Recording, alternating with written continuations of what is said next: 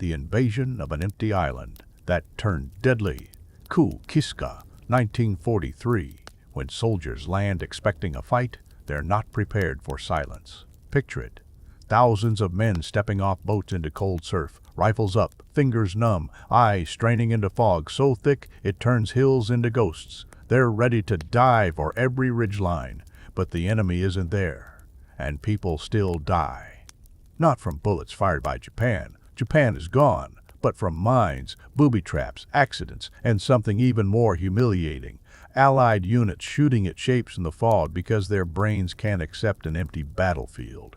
This series is about battles lost to chaos, not tactics, panic, bad orders, broken communication, night confusion, exhaustion, even error. Because when identification fails and information collapses, armies don't just lose fights. They lose reality. And quick thing, if you subscribe and hit like, it's basically you telling the channel, yeah, keep sending me these chaos battle stories. It helps a lot. And if there's a battle, operation, or disaster under pressure you want covered next, drop it in the comments. Give me the name, the year, or even just that one where everything went wrong, and we'll hunt it down. Today is part 6, the invasion of nothing. Kiska Island, 1943. The invasion where the deadliest opponent wasn't a man. It was assumption. Kiska is a dot of rock and mud at the edge of the world. The Aleutians don't feel like the Pacific War. They feel like the planet trying to kill you. Wet, cold, wind that hits like a slap, fog that erases distance, ground that swallows boots, and mountains that appear and disappear like hallucinations. In 1942, Japan takes Attu and Kiska. It's a strategic embarrassment for the United States. Enemy flags on American territory. So the Aleutian campaign becomes a promise to the public and to the military, we will take them back. The first take back is Attu, spring 1943. And it's hell. Not the romantic hell of beach charges, the slow grinding hell of cold, mud, exposure, and a stubborn enemy who fights like a cornered animal. So by the time planners turn to Kiska, they're primed for one thing, another, Attu. Same island chain, same weather, same enemy, same brutal math. That mindset matters because it sets the trap. By the summer of 1943, there are signs the Japanese may have evacuated Kiska. Intelligence hints. Recon flights see less activity. Some reports don't add up. A logical idea floats up. Send scouts, confirm what's actually on the island. But the operation machine is already moving. The invasion is already being built like a cathedral, ships scheduled, troops staged, logistics loaded, plans printed. And once a big operation is in motion, a dangerous psychological rule kicks in. We don't question the premise. We execute the plan. Even before the landing, the theater is already haunted by shadows.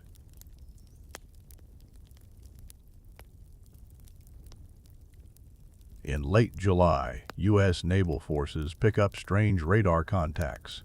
Pips moving in ways that look like ships. In the dark, on cold screens, unknown quickly becomes enemy. Guns fire, the sea gets shelled, and later, no confirmed hits, no confirmed enemy. Maybe it was a mirage of technology. Maybe it was weather. Maybe it was something as stupid as birds moving as a flock. But it leaves behind residue in everyone's nerves. Something is out there. Something is sneaking. Something is hiding. Now put yourself in the Japanese commander's head. After Attu, you know what's coming to Kiska, an invasion with overwhelming force. But you also know the Aleutians have a weapon the Americans can't control: fog. So Japan does something brutally smart. They don't try to hold Kiska against the inevitable. They leave, quietly, under cover, in the kind of weather that makes visibility a rumor. A Japanese evacuation force slips in and pulls thousands of men off the island in one of the cleanest getaways of the war. No heroic last stand. Just discipline, timing, and fog doing what fog does, hiding the truth. The Allies, Americans, and Canadians don't know for sure.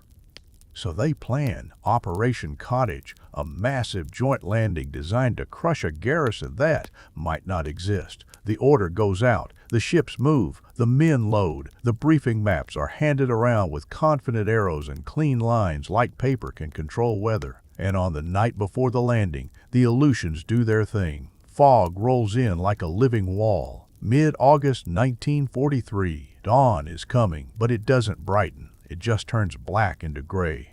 In the first waves, troops move toward shore in small boats. The water is cold enough to bite through fabric. The wind is rough. Men paddle through choppy surf toward a coast they've been told is fortified, mined, and watched. They expect machine guns. They get nothing. No tracer fire. No mortars. No shouting. No flares. Just boots hitting wet ground and the hiss of fog. At first, that silence feels like a trap. Because in war, silence rarely means empty. It usually means waiting. So the men do what trained men do. They move inland carefully, in small groups, scanning ridgelines, checking angles, trying to read terrain that refuses to be read. And here's where chaos takes over. Not as one big explosion, but as a chain reaction of small failures that feed each other. Fog breaks line of sight. Broken sight breaks identification. Broken identification, broken discipline. Broken discipline breaks trust. The island is not a flat stage. It's hills, ravines, rock, and wet vegetation. Units are supposed to advance from different beaches, meet at planned lines, link up with clean coordination. But fog turns those planned lines into fiction. A patrol crests a slope and sees movement. Shapes, helmets, weapons, the outline of men in the mist. They freeze because they expect Japanese. It's another Allied unit, but in thick fog, the brain doesn't process friendly first. It processes threat. Someone fires. Maybe because they truly believe it's Japanese. Maybe because they hear shots elsewhere and assume they're being flanked. Someone else returns fire because returning fire is a survival reflex. And suddenly, you have men killing each other on an island that's already empty. Not because they're cowards, not because they're careless, because fog plus fear plus expectation produces a terrifying logic. If you hesitate, you die. So you shoot. And once the first shots happen, confirmation bias locks the whole machine. See? The enemy is here, even if the enemy isn't. Meanwhile, the island itself is trying to kill people in quieter ways. The Japanese did leave hazards behind. Mines, booby traps, wired charges, and the kind of invisible danger that doesn't need a living defender. A soldier doesn't have to be fighting to die. He just has to step in the wrong place, open the wrong door, grab the wrong handle. Then the accidents stack up. Vehicles slip in mud. Men fall on rock. Weapons discharge. Patrols get lost. A ridge you thought was that. Ridge is actually another ridge because the fog has erased your sense of scale. And in the Aleutians, getting lost isn't just embarrassing. It's dangerous because isolation creates panic. And panic creates panic. And panic creates noise. And noise creates more misidentification. The worst part is, none of this feels random to the people inside it. Inside the fog, every mistake feels like the enemy. Now zoom out, because the most brutal irony of Kiska happens offshore. A destroyer patrols near the island, doing what ships do, moving, scanning, hunting threats that might be underwater. In the night, there's an explosion, violent enough to tear the ship open. A mine, not a torpedo. A mine. Cold water, darkness, fuel oil spreading across the surface. Men in the sea. Rescue becomes its own disaster. Slick decks, smoke, shock, hypothermia moving fast. Dozens of sailors die in an operation that was supposed to be the easy one because someone assumed the waters around an empty island could be treated like routine water. This is what fighting shadows looks like at scale. On land, troops trade bullets with silhouettes that turn out to be their own people. Underfoot, hidden explosives turn ground into a delayed ambush. At sea, a silent minefield kills without ever showing a face. And all of it happens while the actual enemy is hundreds of miles away, already safe. So, how does this happen? How do you invade an empty island and still bleed?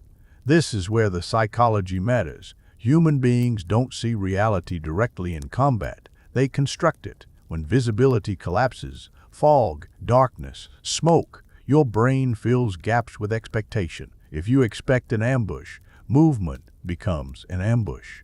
Sound becomes an ambush. Silence becomes an ambush. And in a nervous environment, fear is contagious. It spreads through microsignals, a man running, a burst of gunfire, a radio message that's half heard, a shout you can't place, a flare that means move to one unit and enemy to another. Soon the entire force is inside a shared hallucination. Contact is everywhere. That's not an insult. That's a known human failure mode under stress. We're not built for uncertainty. Under threat, we choose a story fast because a wrong story feels safer than no story. And Kiska is a museum exhibit of what happens when that story isn't constantly checked against facts. Now the system lesson, because this channel isn't here to mock dead men. It's here to pull the wiring diagram out of the wreckage.